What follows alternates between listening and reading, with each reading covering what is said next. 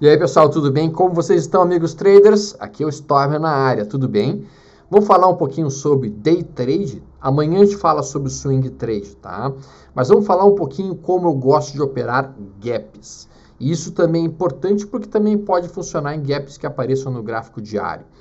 Então, nós vamos falar um pouquinho sobre também as operações que foram feitas no dia de hoje, meus day trades do dia de hoje. Espero com isso estar contribuindo para a melhoria da atividade de vocês como traders. Então vamos lá, ok? Todo mundo pronto comigo? Não se esqueça de dar um joinha, não se esqueça de se inscrever no canal e vamos olhar de imediato aqui o índice futuro. Tá? Índice futuro que, por sua vez, cumpriu um modelo bastante interessante de ser trabalhado. O índice futuro abriu dentro de um gap de baixa. A gente está vendo aqui o gap de baixa e essa é a abertura que ele fez. Neste momento aqui, ó. Bom, deixa eu falar um pouquinho como é que eu gosto de operar gaps, tá? E aí automaticamente vocês podem já entender um pouquinho por que eu disse que o gap de ontem não era um gap legal de ser operado, tá? O que eu gosto de operar como gap é o seguinte, eu gosto de ver um gap de baixa, ou seja, o mercado estava trabalhando nesse trading range aqui, por exemplo, e abre num gap de baixa, mas o primeiro candle do dia, o primeiro candle de 10 minutos, ele é um candle de alta, que nem aconteceu hoje. Neste caso, especialmente se tem um gap importante, ainda um ponto mais importante para evoluir, eu considero a entrada exatamente um tick acima da máxima desse candle, do gap. O meu stop ficará imediatamente abaixo da mínima do dia. E o meu plano é, no mínimo, realizar parcial quando chegar no gap que estará aberto, tá? Então, para o fechamento do gap, tá? Esse é o meu plano mínimo, ok? Então, esta forma de operar, ela é muito legal. A outra maneira é quando a gente tem um gap de alta e o primeiro candle do dia é um candle de baixa. Então, vejam que ontem a gente quase fez o critério perfeito para se operar um gap de alta na ponta da venda. Ou seja, quando o papel abre num gap de alta e o primeiro candle do dia fecha em baixa, perto já da mínima deste candle, aí tem toda a característica possível para o fechamento do gap, eu posso operar esse gap. Por isso que eu disse que ontem não foi um gap bom de ser operado, porque apesar do gap de alta ser importante, ele não fechou o primeiro candle em baixa, ele fechou o primeiro candle do dia em alta. O típico gap que eu gosto de trabalhar é este aqui, ó. Este aqui é o gap delicioso. O gap de baixa que termina o primeiro candle já em alta. E eu tenho a compra exatamente aqui, ó.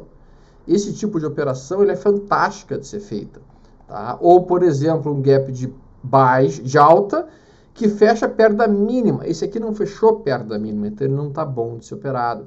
Esse aqui não fechou perto da máxima, então ele não está bom de ser operado. Esse aqui fechou um pouquinho mais próximo da máxima do que na mínima. Poderia ser trabalhado. Este aqui teria que ter fechado em alta para a gente poder operar na ponta da compra. Essa é a forma com que eu gosto de trabalhar os meus gaps, as minhas formas de trabalhar gaps, basicamente. Eu gosto de trabalhar um gap de alta que tenha fechado o primeiro candle em baixa para poder vender, fechamento do gap. Eu gosto de trabalhar um gap de baixa que tenha terminado o primeiro candle em alta para poder operar na compra, um gap daí de compra. Bom, o dia de hoje foi um gap de baixa, que terminou o primeiro candle em alta, e daí eu decidi tomar a posição justamente nessa ruptura. Só que eu pensei, cara, esse stop está longo, então eu não posso colocar uma posição muito grande. Eu decidi colocar meu stop abaixo dessa mínima, e aí, eventualmente, o meu alvo seria quanto? Seria duas vezes o meu risco para cima, aqui. O trade foi acionado, tomei a posição logo no segundo candle do dia, foi para o meu alvo, eu liquidei meu dia, esse foi o resultado do dia de hoje, R$ 906 operados. O outro trade que eu fiz hoje foi um trade muito chão, uma técnica muito básica que eu utilizo somente para siderurgia nacional e que eu já apresentei para vocês. Qual que é o nome da técnica? Rompimento da primeira meia hora. Então, quando eu tenho um gráfico de meia hora, Se perdeu a mínima da primeira meia hora do dia, na siderurgia nacional, eu bato na venda, projeto o alvo sendo 2 vezes meu risco para baixo, e se bater em 161, já sentiu que entrou pressão de compra, eu saio da posição. Tá? E aqui, ó, hoje, basicamente, eu entrei na ruptura da máxima da primeira meia hora, o meu stop fica imediatamente na mínima da primeira meia hora, o meu alvo era 2 vezes meu risco inicial, e eu entrei com um risco inicial de R$500. Tá? E quando bateu no meu alvo, logo no final da segunda meia hora do dia, eu liquidei o trade. Meu dia acabou bem cedo hoje. A maior parte das minhas operações, logo na primeira parte da manhã, termina tudo. Tá? O outro trade que eu fiz hoje, basicamente, foi um trade em TOTS 3. Esse trade, os senhores conhecem essa técnica, eu já apresentei para vocês. Este é um... quem é que acerta o nome? Parede de proteção, exatamente. Olha essa mega barra, uma gigantesca barra, um corpo enorme, perdendo uma zona de suporte. O que anda o seguinte, a gente tem uma contração de volatilidade. Quando perde essa mínima, uau, batida na venda. O meu stop acima da máxima, meu alvo era 161, não chegou a cumprir o alvo. Quando bateu aqui em 100, fez esse side bar, eu peguei e liquidei o trade e terminado o trade neste momento aqui, quando rompeu o inside bar para cima. Resultado deste dia, R$650 no parede de proteção. Tá? O outro trade que eu fiz no dia de hoje, senhores, CESA 3, tá? Esse eu fiz uma técnica um pouquinho diferente. Eu olhei a CESA 3 trabalhando dentro de uma movimentação altista, sem dúvida alguma, uma forte movimentação de alta nos primeiros minutos do dia. Só que eu identifiquei que ela estava fechando acima da Bollinger Superior de 2 desvios. Fechou aqui, fechou aqui, fechou aqui. Só que o tamanho dos corpos vinha diminuindo progressivamente. Veja que o tamanho desse corpo vai crescendo, cresce, diminui e até que aparece um candle preto. Um preço de fechamento de reversão. Eu coloquei a venda imediatamente na perda dessa mínima. E eu coloquei o meu stop acima dessa máxima. E daí eu coloquei o meu alvo sendo basicamente essa amplitude para baixo, em 161. Quando bateu no meu alvo, liquidei a operação da venda pelo preço de fechamento de reversão. E esse trade me ofereceu R$778. E o último day trade que eu fiz no dia de hoje foi Bradesco. Utilizou um modelo também bastante similar. Bradesco havia iniciado um forte movimento de alta. Veja que os candles brancos consecutivos vão aparecendo. Só que já era 1, 2, 3, 4, 5, 6, 7, 8 candles consecutivos de alta, algo extremamente raro. Apareceu esse doji fora da banda superior da Bollinger. Vocês têm que dar o nome disso, sabe como? Sabe como é que é o nome disso? O nome deste candle, o nome deste poderoso candle aqui. O nome deste poderoso candle aqui se chama...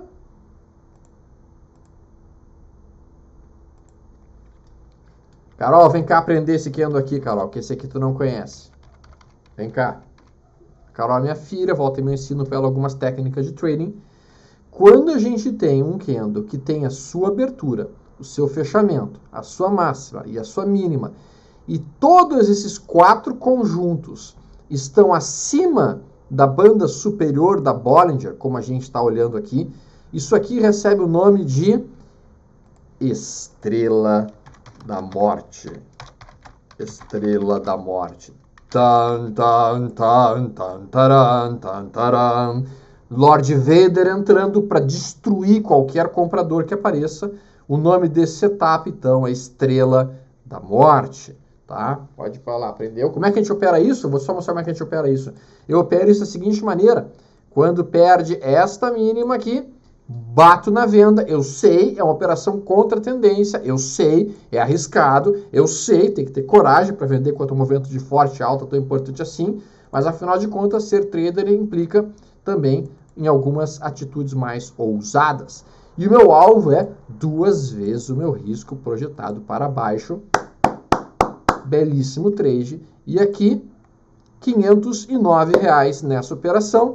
Isso aqui eu acho que paga o teu Funko, né, Carol? A Carol quer um Funko aí de um personagemzinho que ela gosta. Podemos comprar agora? Que ela já quer comprar agora.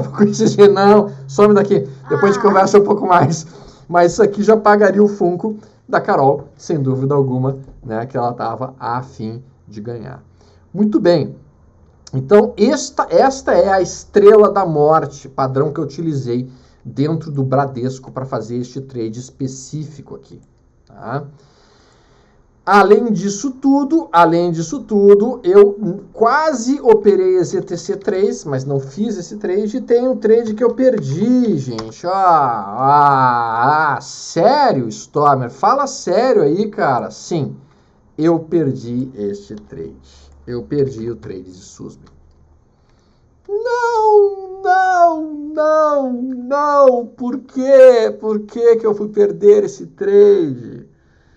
Verdade, gente. Eu aqui bobeei, tá? Comi mosca, tá? As moscas passaram perto do meu escritório, provavelmente abri a boca e uma entrou na minha boca. Olha aqui, ó. Um candle grande que rompe uma zona de congestão. Aqui. Logo após esse candle enorme, que é um parede de proteção, aparece um candle de contração de volatilidade. A entrada, ela literalmente teria ocorrido nesta ruptura. O stop teria ficado imediatamente abaixo desta mínima. O alvo da operação seria 161 dessa amplitude para cima. E nós teríamos capturado aqui um movimento de 2,33% em poucas horas. Como eu odeio quando eu faço esse tipo de coisa, eu perdi esse trade, acabei não operando. E aí, infelizmente, não tive esse lucro no meu modelo operacional. Também alguns amigos me perguntaram como é que eu opero o dólar. Tá? Então aqui vamos falar um pouquinho de como é que eu faço minhas operações em dólar. Eu utilizo para o dólar um gráfico chamado 12R, Renko. Tá? Então para o Renko, tá? No Renko, basicamente, eu vou operar um tipo de estratégia que é a seguinte, basicamente. Eu vou buscar colocando... Onde é que tá o meu setup? Não tá aqui. Eu estou fazendo de casa, essa é a nossa conversa, então eu não tenho todos os setups configurados aqui. Mas tudo bem, eu vou colocar aqui para vocês verem. Quando eu tenho um movimento de topos e fundos ascendentes, como a gente está vendo aqui, o que eu vou utilizar é esperar um candle que seja isso daqui, ó. Em Renko, nós chamaríamos isso aqui de um outside bar.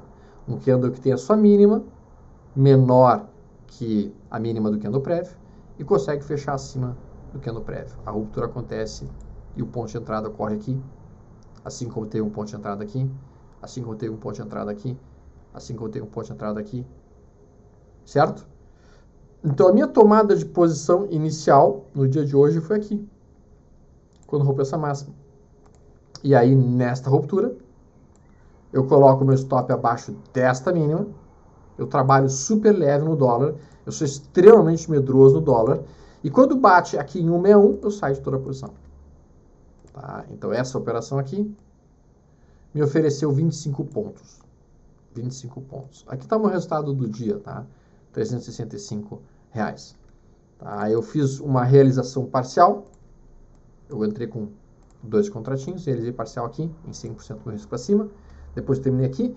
Sim, eu poderia ter feito um outro trade aqui, no mesmo modelo, e o alvo teria exatamente a mesma condução, realiza parcial aqui, depois em 161, e poderia ter feito mais um trade aqui, com realização parcial em 100, e depois o resto em 61, aqui no caso o resto provavelmente teria ido para o stop. Tá? E é assim que eu opero o dólar, mas eu opero muito leve no dólar, eu admito, eu sou realmente uma Bambi muito assustada quando se fala de dólar. Tá? Realmente não sou um cara muito focado em operar dólar, eu entendo que é um gráfico muito alavancado e os movimentos são muito violentos. Senhores, espero que tenham curtido nossa forma de conversar de hoje. Pera aí, deixa um pouquinho, não sai ainda. Eu sei que estão cansados, mas deixa eu mostrar um pouquinho como é que eu gosto de operar gaps, só para fixar o conteúdo com vocês, tá? Gap, tá? Qual é o tipo de gap que eu vou estar procurando? Eu vou procurar um gap como este aqui. Olha só, a mãe de todos os gaps. Uou, uou, uou. É isso que eu quero, ó. Um gap de alta que tenha fechado em baixa. Quando perde essa mínima, eu quero ficar vendido pelo resto do dia. Logicamente que eu vou colocar uma realização parcial, uma vez meu risco, mas eu vou tentar conduzir o trade pelo máximo de tempo possível. Esse tipo de situação é fantástica de ser trabalhada, assim como quando a gente tem uma situação no ponto inverso. Vamos colocar aqui um outro exemplo. Olha aqui, ó. Uou, delícia! Aqui não foi tão perfeito porque eu prefiro que o fechamento seja o mais perto possível da mínima. Tá? Então aqui não foi tão perfeito assim. Aqui não chegou a acionar a compra. Aqui foi um gap de alta, mas que terminou um candle em alta, daí fica ruim de operar. Até dá para operar, mas é mais difícil. Vamos olhar aqui, vamos olhar aqui, vamos olhar aqui, vamos olhar aqui. Um gap de alta que termina no candle em alta não é fácil operar, é difícil operar. Gap de alta que termina perto do primeiro candle de alta não é fácil operar, é difícil operar. Vamos olhar, vamos olhar, vamos olhar, vamos olhar. Tá, acho que não tem mais nenhum exemplo bem claro aqui do que eu estou buscando nas minhas operações de gaps.